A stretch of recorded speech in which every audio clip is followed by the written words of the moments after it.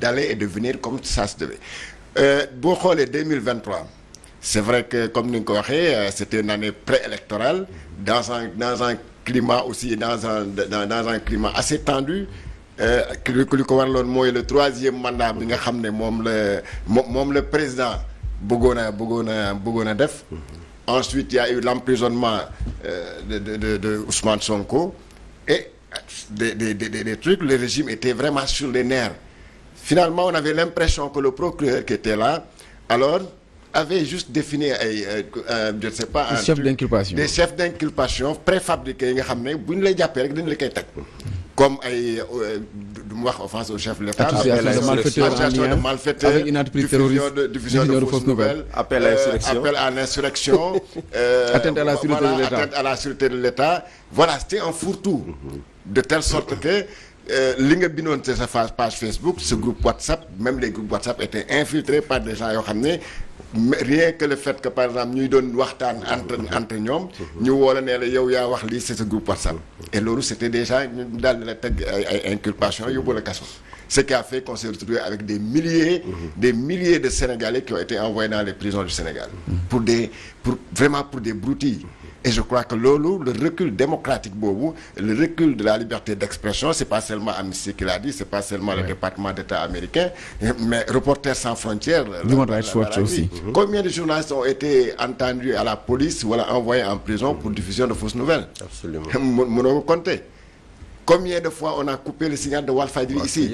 Parce que tout simplement on a revenu dans le rapport. Voilà, c'est revenu dans le rapport. Ça quand même, combien de fois aussi on a restreint les données mobiles fii ci Sénégal de telle sorte que ngeen doon toog bu manifestation amee nekk way tey moom internet dañ koy couper. Si le Sénégal yu bëri xamee ay VPN lañ koy tuddee xaw ma lan. Ça c'est un recul démocratique. Ça quand même ça n'existe que dans des pays nga xam ne parce que même boo jëlee des démocraties comme ou bien des dictatures comme ay Corée du Nord foofu lañu doon gisee loolu mais léegi c'est devenu une tendance en Afrique. Au Gabon on l'a vu à la bu ñuy pare seen élection daal di naan way dañuy couper le truc les données mobiles. Guinée bii sax dañ ko fay def. Il a cité tout à l'heure le cas du blogueur là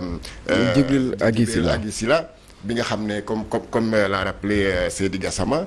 C'est quelqu'un boo xam ne c'est un activiste naturellement qui s'est prononcé et qui continue à se prononcer comme ni activiste sénégalais ko doon def sur la situation sonner tirer la sonnette d'alarme sur l'état de la démocratie en Guinée.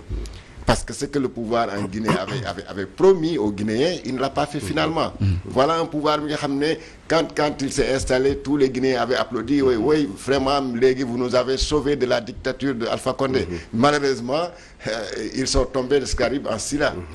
Parce que là lu ñu doon bañal Alpha Condé moom la Guinéen le régime guinéen di def. Ici au Sénégal c'était Mali suspendre nañ parti politique yeeg manifestation yeeg yëpp daanaka kenn amul droit. Au Mali ñu xëy ne voilà léegi parti politique yi manifestation politique amatul. Au Sénégal on était presque arrivé à ce stade-là parce que il est arrivé au moment où on fermait même des permanences de partis politiques où véritablement la liberté de manifester était systématiquement interdite. Yow da ngay organiser manifestation ne la non. Parfois le prétexte c'est quoi risque de trouble à l'ordre public. Alors on sait ces risques de trouble à l'ordre public là ne reposaient sur rien du tout, juridiquement sur rien du tout, et même on a vu qu'à chaque fois qu'une manifestation a été autorisée, ça s'est bien passé. Absolument. Mais à chaque fois que cette manifestation a été interdite, il y a des troubles. Absolument. Donc finalement c'est quoi ceux-là qui disaient que oui il y a des risques de trouble à l'ordre public étaient devenus ceux-là même qui troublaient l'ordre public à partir des interventions. Seydi Gassama ci côté boobu déjà manqué la George parce que lu ci bari période électorale bu ñu ci tollee gisoon nañ ko en 2011 ak li fi xewoon 2023 gis nañ li nga xam ne moo fi jot a xew xëy na sax mën nañoo arrière ba événement mars yeeg yeneen même dans d'autres pays parce que lire naa rapport bi ci ay yenn pays yoo xam ne moom moo gënoon a intéressé mais bu ñu jëlee suñu cas muy le Sénégal lan mooy waral bu ñuy jub ay élections souvent dëkk bi daanaka ça part dans tous les sens les autorités surtout politique du ñu mën a contenir bu baax a baax xëy na seenu mer wala yeneen. waa xam nga au Sénégal pouvoir politique boo gis rek maanaam day ànd ak ay privilèges ak ay disons ay positions acquises et tout de sorte que ñi nga xam ne ñoom ñoo nekk ci biir pouvoir bi au-delà même du président ci boppam mun na bëgg évidemment peut-être démocratie dox nu mu war a doxee. Mais ñi nga xam ne ñoom ñoo ànd ak moom. évidemment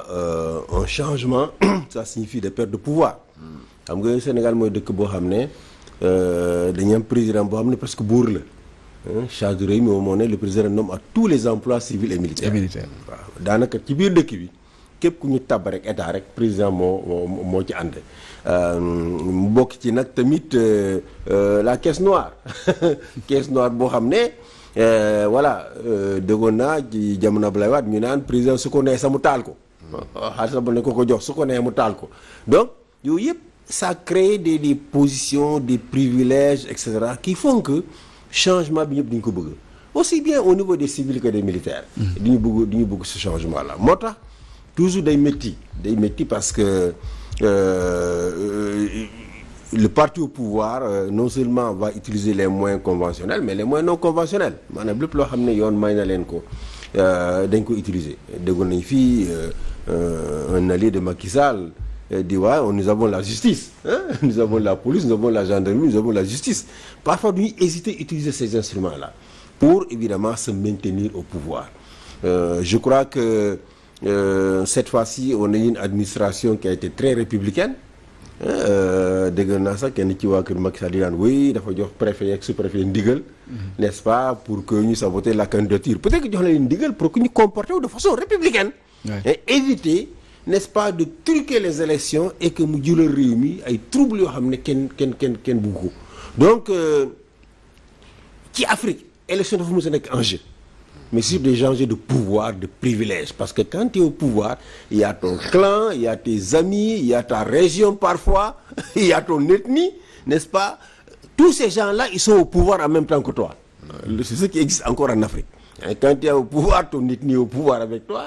ton parti politique est au pouvoir avec toi et c'est des privilèges c'est des positions et évidemment ça crée la situation on connaît mais ce n'est vraiment pas partout en Afrique il y a des exceptions yooyu réew yu mel ni Cap-Vert bu mel ni Botswana île Maurice Afrique du Sud n'est-ce pas c'est de bons exemples n'est-ce pas de bons élèves en Afrique Sénégal waroon na mën a nekk léegi un très bon élève parce que on est quand même le pays boo xam ne on vote depuis le XVIIIe siècle les citoyens des 4 communes n'est-ce pas c'est la révolution française de 1789 moo leen may la citoyenneté française depuis boobu ils sont vraiment partie prenante de tous les processus électoraux yi amoon France jusqu'à l'indépendance et c'est cette élite des 4 communes n'est-ce pas à part Senghor qui est venu de la brousse comme nous autres ñoom ñu fi nekkoon ñoom Lamine Gueye et tous ces gens-là c'était les élites des 4 communes donc on a une longue tradition démocratique boo xam ne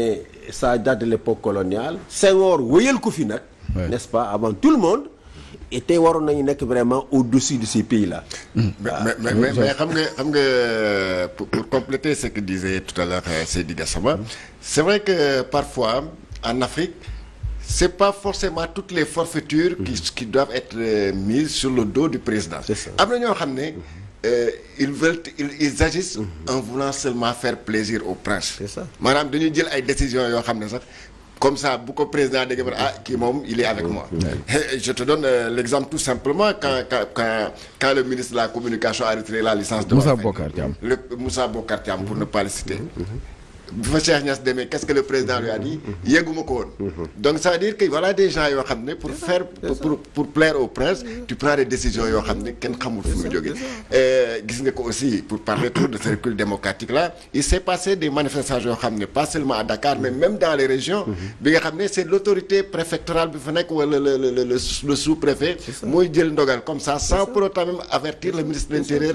il dit voilà la manifestation. mais est-ce que aussi war nañu à chaque fois di laaj ñoom. Oui, mais est-ce que des fois duñ jël seen responsabilité comme la ñoom lañ nommé ils peuvent prendre leur responsabilité parce que c'est on l'a vu aux élections bi passées à la présidentielle dans certains secteurs comme à Keur Massar comme à voilà les préfets ont pris leur responsabilité à Louga je crois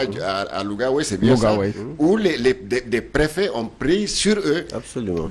de prendre des décisions pour que le vote se déroule dans de bonnes conditions ça on l'a vu absolument. Donc c'est pas parfois c'est pas des ordres peut-être qui sont venus du haut mais c'est que c'est des gens qui prennent leurs décisions d'agir dans un sens ou dans un autre parce que je me dis que par exemple si vous êtes responsable on vous a mis sur quelque part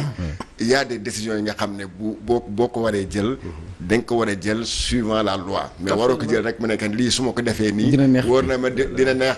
buur wala dina ko naqari et c'est ce qui amène ce recul démocratique là parfois pour dëgëral loolu rek. parce que les gens prennent des décisions yoo xam ne elles sont illégales. duñ ko teg fenn. mais seulement pour faire plaisir. yaa ngi fàttaliku en mars 2021 président Abdoulaye Wade ci déclaration bu mu defoon mu ne Macky Sall méfie-toi des juges des magistrats yoo xam ne suñu